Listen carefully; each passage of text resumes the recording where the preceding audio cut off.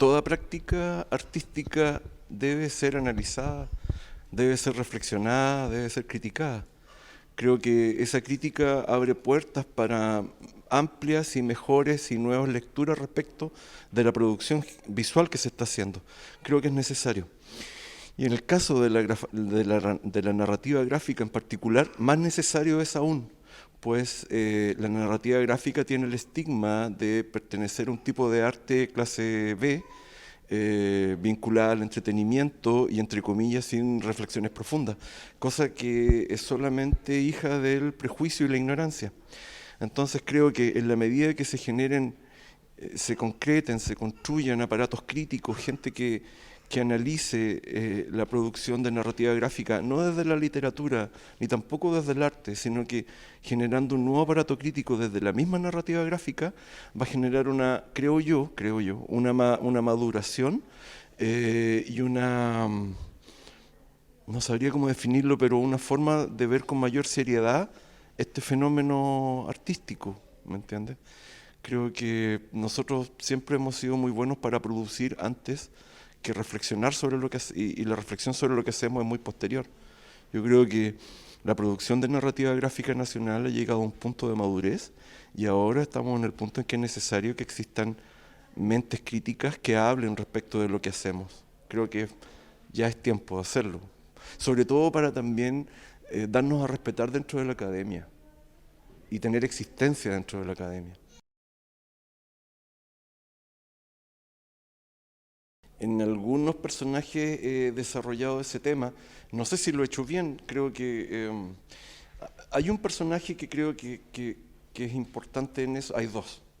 Uno es Aparicio Albino, que es un libro que hice que se llama Viajes por el Jardín Espectral de Aparicio Albino, que se trata de un, eh, de un coleccionista. En el fondo son dos personajes que he construido que son coleccionistas. Uno se llama Aparicio Albino y el otro se llama Lázaro de Sahagún. Los dos son coleccionistas. Uno colecciona Mirabilia y el otro colecciona plantas. Y los dos tienen lugares que son lugares donde guardan las cosas. Y por ejemplo, en el caso de Viaje en el Jardín Espectral de Aparicio Albino, ese lugar es un jardín. Y en ese jardín lo que traté de hacer fue una especie de gabinete de curiosidades naturales, dividido en artificialia, objetos, naturalia, seres, y mirabilia, que lo convertí como en espacios. Entonces, creo que toqué tangencialmente el tema de la melancolía porque al terminar el libro me di cuenta que la mayoría de los objetos que llegaron a ese jardín y de los seres que llegaron a ese jardín eran como seres cansados.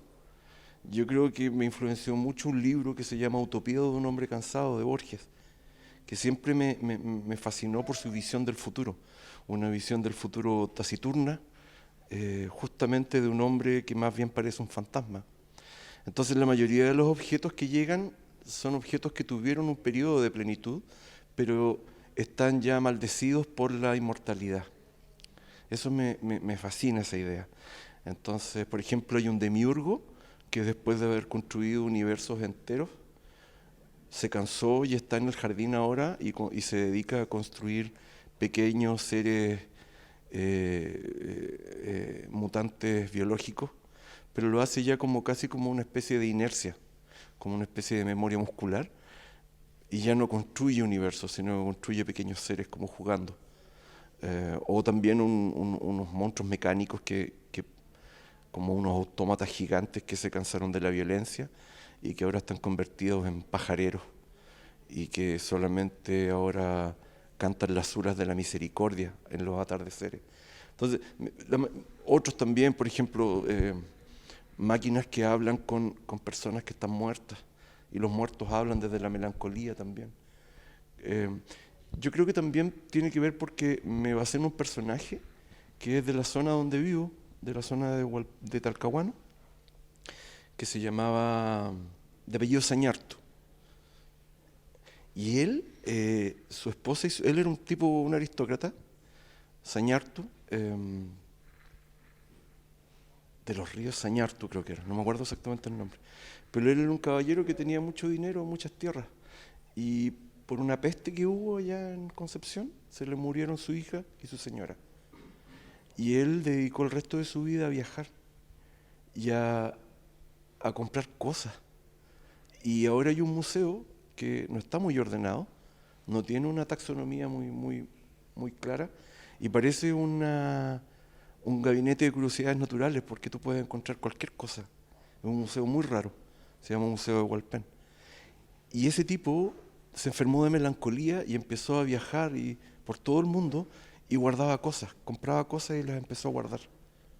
Seguramente como una forma de poder combatir el absurdo de su existencia después de que se murieran las personas que amaba.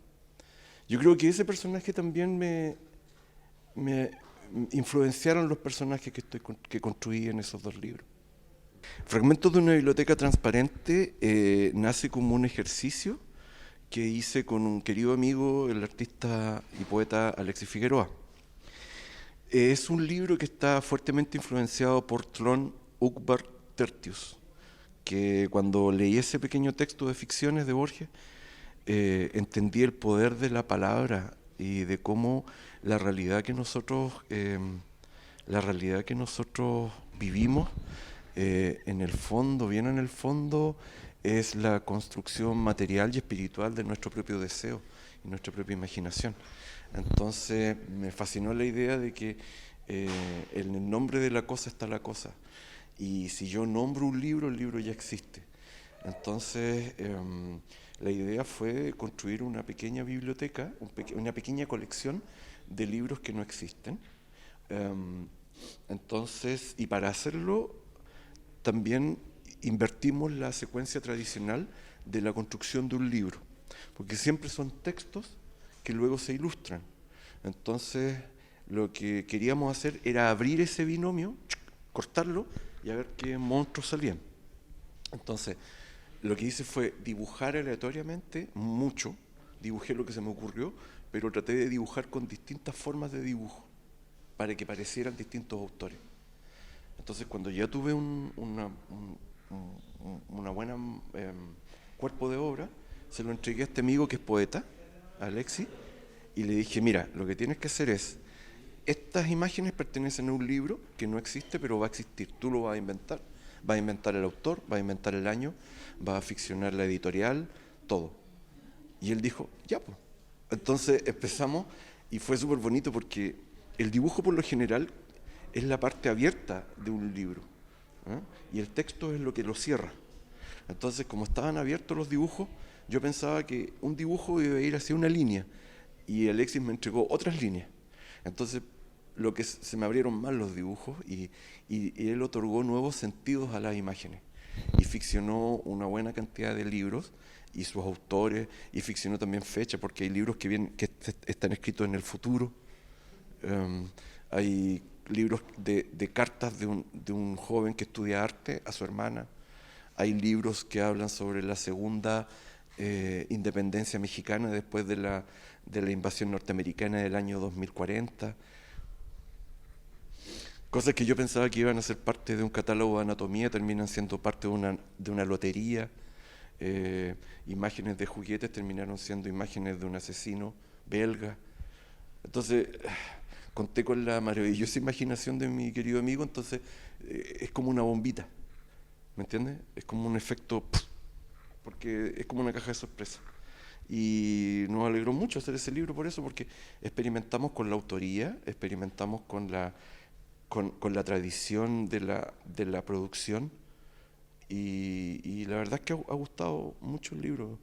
Mucha gente le ha llamado la atención, lo encuentran como medio monstruoso, o más bien han dicho que es difícil de clasificar, cosa que a mí me agrada mucho.